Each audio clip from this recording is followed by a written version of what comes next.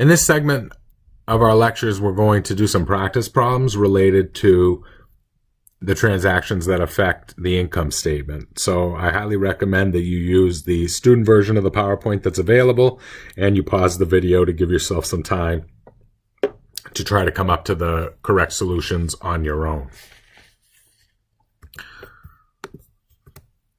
So here we have the expanded transaction analysis model, which is what I call our conversion guide.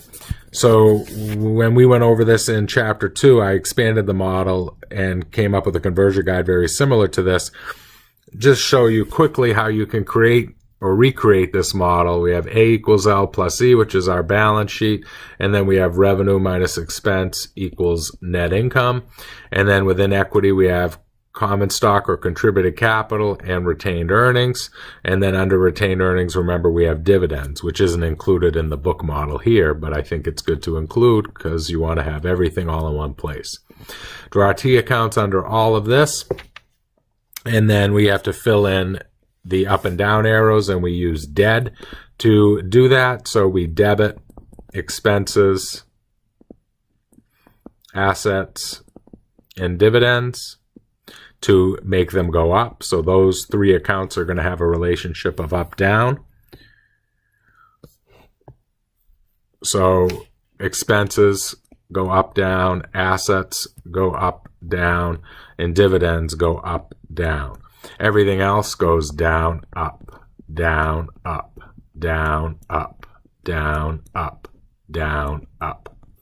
And then you can use that conversion guide for all the problems. Remember, when we're doing transaction analysis, the most important thing with transaction analysis is to use your brain and think it through logically. What accounts are involved, what's going up, what's going down, and then use this conversion guide to convert English up and down to accounting language.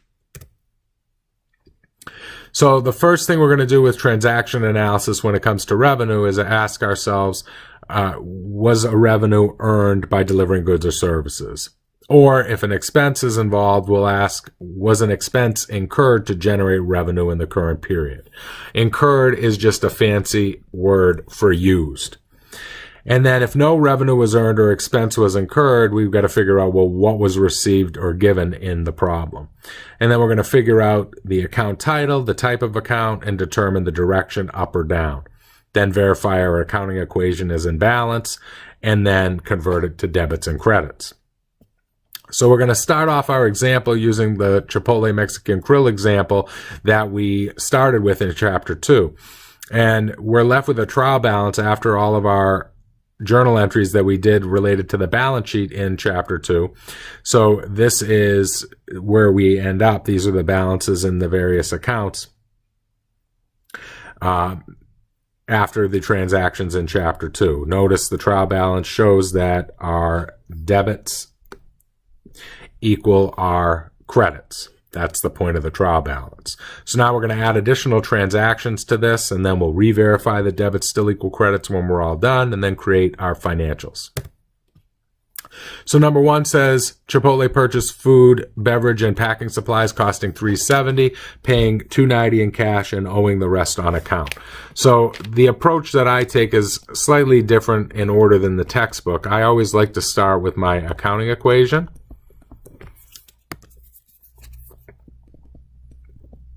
So if we purchase food, beverage, and packing supplies costing $370, we basically have a bunch of supplies. That's an asset worth $370 because I haven't used up these supplies yet. I haven't used them to package the goods that I'm selling to my customers. So right now it's still an asset, supplies of $370. If I paid cash, cash would go down $290. Now, obviously, that doesn't cover the entire amount, so I owe the rest, and owing means we have a liability, an account payable, or you could call it supplies payable. It really doesn't matter, as long as you know it's a liability, and that would be for the difference, which, with my limited math skills in my head, I'm hoping would be 80. And then the net effect on assets is 80. Obviously, the effect on liabilities is 80, so our balance sheet balances.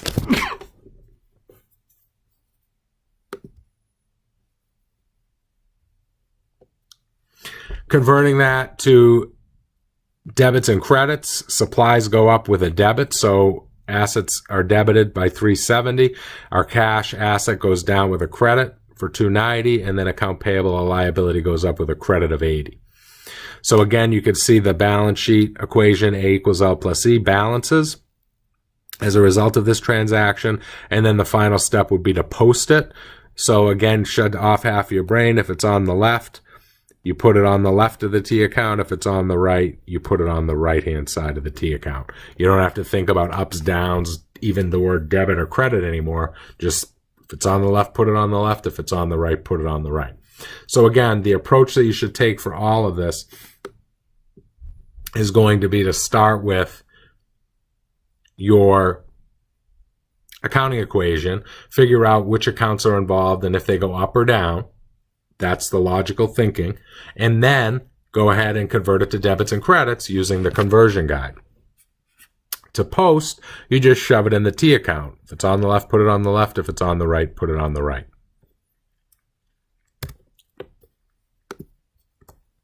Let's move on to number 2. At the beginning of January, Chipotle paid $80 cash for rent, insurance, and advertising to be used in the future. So they're all prepaid expenses. So in our accounting equation, we do A equals L plus E, revenue minus expense equals net income. We paid $80, so our cash is going to go down $80, and because we haven't used it yet, it says it's a prepaid expense, which is another asset. So our prepaid expense is going to go up $80. So cash goes down $80 and the prepaid goes up. The net effect to assets is 0. The net effect to liabilities and equity is also 0. So all is well in the world and we balance. Using our conversion guide, we're going to debit the prepaid and credit cash to make it balance. So we debit the prepaid expense and we credit the cash. Why? Not for any other reason than the conversion guide told us to. I know I sound like a broken record, but students still struggle and they go, I don't understand debits and credits. There's nothing to understand. Use the conversion guide. Prepaid expenses are assets. They go up. Assets go up with debits according to the conversion guide. Cash is an asset. It goes down. Cash goes down with a credit according to the conversion guide. Debits equal credits, giving me more comfort that I know what the hell I'm doing.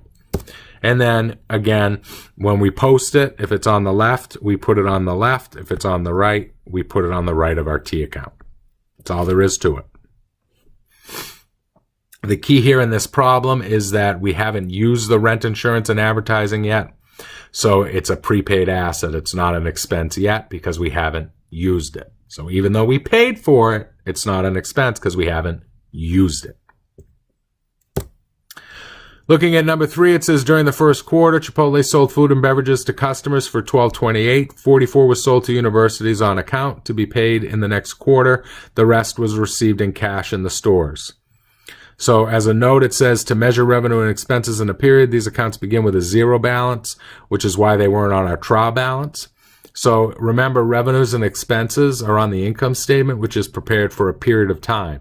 When that period of time is over, we empty out all our revenues and expenses so we can start fresh in the next period. We're going to learn how we empty it out when we're working in Chapter 4 and we discuss closing entries. But for now, this closing out part is really demonstrated by that arrow that I always draw from net income into equity. So writing out our accounting equation, we have A equals L plus E, revenue minus expense equals net income. And we had sold $12.28 of food and beverages to customers, so we earned revenue of $12.28, which makes net income go up $12.28, and in turn makes my equity go up $12.28. I received account receivable of $44 because I haven't got the money for that amount yet for the universities, and then the difference between the $12.28 I earned and that $44 receivable is the amount of cash I must have received, which is $11.84. So my receivable goes up because my customer owes me more money. My cash goes up because I received the cash in the stores, and then the revenue goes up because I provided goods or services in the amount of $12.28, which affects net income and equity. To convert that to debits and credits, remember when we're dealing with revenues and expense accounts, we use those accounts in our journal entry. So to make revenue go up, we're going to credit it by the 1228. And then for cash to go up, assets go up with debits, as would the account receivable. Another asset go up with a debit. Debits equal credits, and assets equal liabilities plus equity, because the 44 and the 1184 tie to the 1228 total. That is impacting our equity. So both assets go up, and then equity goes up by 1228.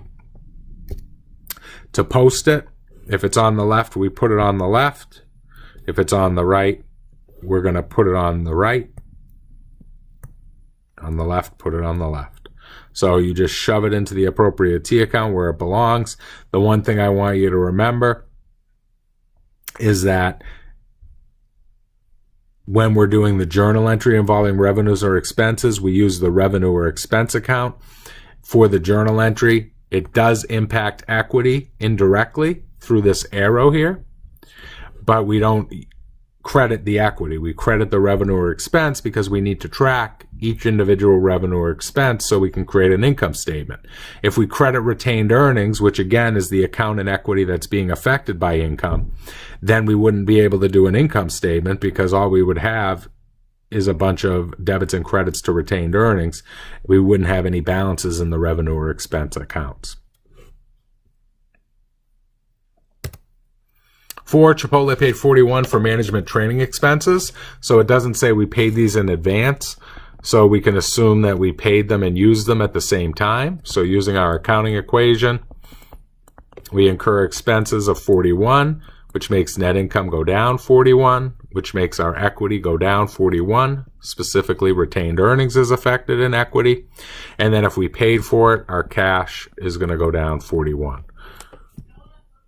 Again, as a reminder, the parentheses in accounting means negative, and we can see that the accounting equation balances. Converting it to debits and credits, expenses go up with debits, so we debit the training expense, and then we credit cash because assets go down with credits. Again, use your conversion guide. There's no more thinking at this point. We figured it out. We already went through the analyzing process to determine the accounts involved in their increase or decrease. Then we post it. So our debit to training expense goes to the debit side of our training expense T account. In other words, put it on the left. And then if it's on the right, we put it on the right of our T account for cash.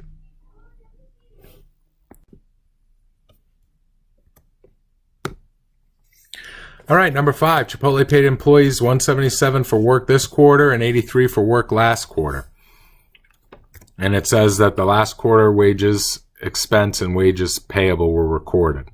So assets equal liabilities plus equity, revenue minus expense equals net income. The $177 for work this quarter would be an expense because we've used it in this quarter.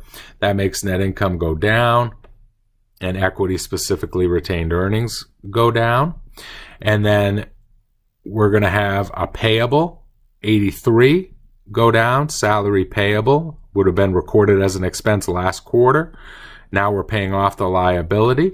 So our liabilities go down by the 83. And then we paid the total, 177 plus 83 in cash. So we paid cash of 260. So our cash goes away. Converting that to debits and credits, we're going to debit our expense for the amount we used this quarter, 177. We're going to debit our wages payable for the amount of the liability that we're paying off from the previous quarter. And then we're crediting cash for the entire amount that we're paying. Again, we're using our conversion guide to come up with our debits and credits. There's no more thinking going on here except to read the conversion guide. And then we post, if it's on the left, we put it on the left of the appropriate T accounts, and if it's on the right, we put it on the right. Again, the whole point of these T accounts is simply to track the balance in each individual account. So at the end, we can add it up and determine the amounts that are left over to create our financial statements.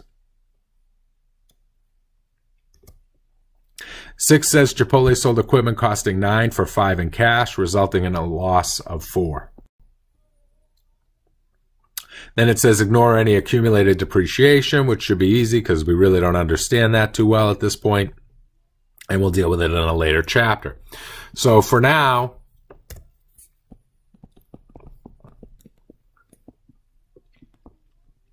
we put up our accounting equation. What's happened? Chipotle sold equipment for $9. Or, excuse me, Chipotle sold equipment costing $9 for $5 in cash. So the equipment's going to come off the books because we're getting rid of it for $9. What do we get? Cash of $5. Well, we can't leave it like that because that doesn't balance. We have a loss. And remember, losses are like expenses for $4. That makes net income go down $4. And it makes our equity go down $4. And it balances out. -9 plus 5 is -4 under assets, which balances out with our -4 under equity. So when we do our journal entry, debit and credit rules apply. So with our loss, we're going to debit the loss because losses are like expenses. They go up with debits. Cash is going up by 5, an asset, so we debit that according to our conversion guide. And then the equipment's going away, so we credit it. Again, we've already done the hard work. We figured out the ups and the downs. Now we're just converting it using our conversion guide. The only thing to consider special on this problem is that losses are like expenses, so they have the same debit credit rules. That is, they go up with debits and down with credits. And then we post it. So if it's on the left, you put it on the left. If it's on the right, you put it on the right of the T account. That's all there is to it.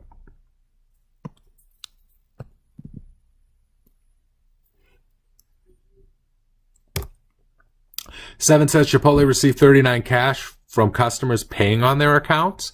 So now customers are giving us money for what they already owe us. So in this case, a lot of times students will mess up thinking there's more revenue to be recorded here, but there isn't. We've recorded the revenue at the time we provided the good or service. At this point, customers are just paying us what they owe us. So we're going to get cash for $39, and then that receivable, which we would have recorded when we provided the goods to the customer and they didn't pay us right away, that receivable now goes down because the customers are giving us the cash.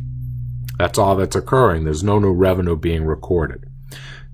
To convert to debits and credits, assets go up with debit, so we debit the cash, and assets go down with credit, so we credit the account receivable. A equals L plus E because the net effect on both sides is 0. Debits equal credits, so I'm feeling really good about myself. And then if it's on the left, put it on the left. If it's on the right, put it on the right of the appropriate T account. Sure, you're having fun by now. Let's move on to number 8. During the quarter, Chipotle paid suppliers $74 on account payable, paid $72 on utility payable from last year, and paid $1,800 in income taxes payable from last year. So we're basically paying off a lot of our previous debts is what this is telling us. So even though money's going out, no expense is being recognized. We're just paying off liabilities we owed from previous years, and we recorded the expense in those previous years. So all that's going to happen is we're going to have our account payable go down 74, our utilities payable go down 72. I want to forget my parentheses, and our income tax payable going down by 18. There's no new expense because these relate to expenses that were recorded in a previous period. So the total, if we add those up that we paid out, was cash in the amount of $164. So to do our journal entry to make our liabilities go down according to our conversion guide, we debit the liabilities and then we credit the cash. So you can see all of our liabilities are getting debited to make them go down, and then we're crediting the cash to make assets go down. It balances out because assets are going down by a total of $164, as are our liabilities, even though they're in separate accounts. Again, no expense is being recorded even though cash is being paid because the expenses were recorded in the previous period when we use them, not when we pay them. And then finally, put it in the journal entry. If it's on the left, put it on the left. If it's on the right, put it on the right. And I don't know why it doesn't show up on here. So I'll add it in. We got to put our income tax payable in there for 18, and then our utility payable for 72. So again, if it's on the left, put it on the left. If it's on the right, put it on the right. That's all there is with posting. And again, the only point in posting is so at the end we can add these debits and credits all together within each T account and determine our final balance. So don't get overwhelmed with the posting. You're just putting it in to the account so we can track the balance later on. If it's on the left, put it on the left. If it's on the right, put it on the right. 9, Chipotle paid $75 for utilities used during the quarter and paid $19 for repairs of buildings and equipment during the quarter. So we're paying for expenses we've used up in the same quarter. So using our accounting equation, I've got expenses that are going to go up, $75 for utilities and $19 for the repairs. So we've got utility expense going up $75, repair expense going up $19, which makes net income go down $75 and $19, which makes equity go down $75 and $19, and then the total $94 is going to be paid in cash. So the overall effect on assets is to go down $94. Equity is going down the same $94. Converting that to debits and credits. Remember, when expenses or revenues are involved, we use the revenue or expense accounts. So to make expenses go up, we debit them. So we debit the utilities expense and the repair expense to make them go up, and then we credit cash to make it go down. And then you post. If it's on the left, put it on the left. If it's on the right, put it on the right-hand side of the T account. 10, Chipotle received $1 in cash as interest revenue earned during the quarter. So we received the cash and earned it. So we need to record the interest revenue under our accounting equation. So we have $1 in revenue, which makes net income go up, and equity, specifically retained earnings, go up by the $1, and then we got the cash. So cash goes up by $1. To convert it in debits and credits, assets go up with debits and revenues go up with credits. So our debits equal our credits when we do out our journal entry. Assets equal liabilities plus equity because assets go up and our equity goes up. So we're going up by 1 on each side. And then finally, if it's on the left, put it on the left. If it's on the right, put it on the right of your associated T account. And then finally, last but not least, is number 11. During the quarter, Chipotle sold gift cards to customers for $42 in cash. They're expected to be redeemed for food next quarter. So we talked about this earlier. When Chipotle sells gift cards, they're not earning the money. Nobody's buying a little piece of plastic for $42. The reason that we are paying for a gift card is to get the food worth $42 in the future. So right now, Chipotle has cash of $42, but they haven't provided the goods or services, so they have an unearned revenue for that $42. They haven't earned anything at this point. So we have the cash asset going up and the liability going up. To make that happen in debits and credits, we debit the cash because assets go up with debits, and we credit the unearned revenue because liabilities go up with credits. Again, A equals L plus E. Both assets and liabilities go up by 42, balancing out the accounting equation. Debits equal credits. And finally, we post. If it's on the left, put it on the left. If it's on the right, put it on the right of our T account. Once all of our transactions are complete, we post them to all of our T accounts as we go, and then the last step is to add it all together. Remember to add up T accounts. You add up your debits, add up your credits, subtract them, and the bigger side wins. I did an example of that for you before. I'll do it again with cash. So we have 389 plus 1184 plus 5 plus 39 plus 1 plus 42 for a total of 1660 on the debit side. Then we have 290 plus 80 plus 41 plus 260 plus 164 plus 94, or 929 on the credit side. Take the difference and we get 731, and because the debits are bigger, the balance goes on the debit side. The normal balance of an account, remember, should be on the side that increases the account. So that's something to keep in mind. It'll also help you double check your work and determine if you screwed something up along the way. The normal balance of the account should be on the side that increases it. So you'll notice my assets all have normal debit balances. My liabilities have normal credit balances. The revenues are normal credit. The expenses are normal debit. Here are all your balance sheet accounts, and your income statement accounts are here. There's your revenues with their normal credits, and here's all your expenses with their normal debit balances.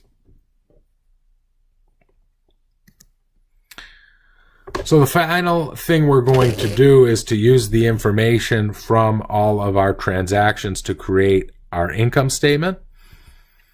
So we take our T account balances and we put them in a trial balance. The trial balance, again, is just a list of the accounts and their balances to prove that debits still equal credits when all is said and done. So you can see that at the bottom. Our debits do, in fact, equal our credits. It's called an unadjusted trial balance at this point because we haven't went over the adjusting entries that are going to be performed in Chapter 4. But at this point, we would use these numbers to create our financial statements.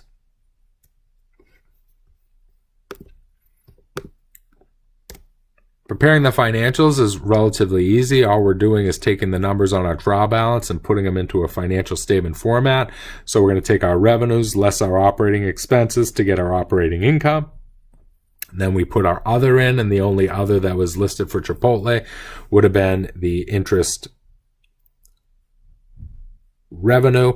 Really, this loss on disposal of assets should be down in this other column. Even though this is a new edition of the textbook, they screwed it up last time, and they still screwed it up in the PowerPoint, which corresponds with the textbook. So that's why I don't change it in case some of you are reading the textbook like you should be.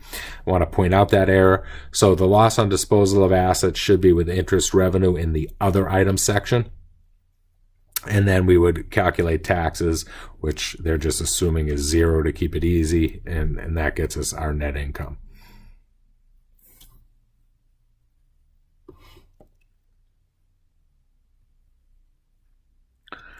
Lastly, it's important to remember that all the transactions that relate to the income statement are going to be operating cash flows.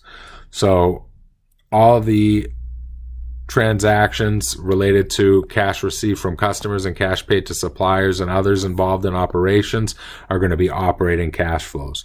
So at the bottom, we have our cash T account here, and we're labeling all these items based on where they came from.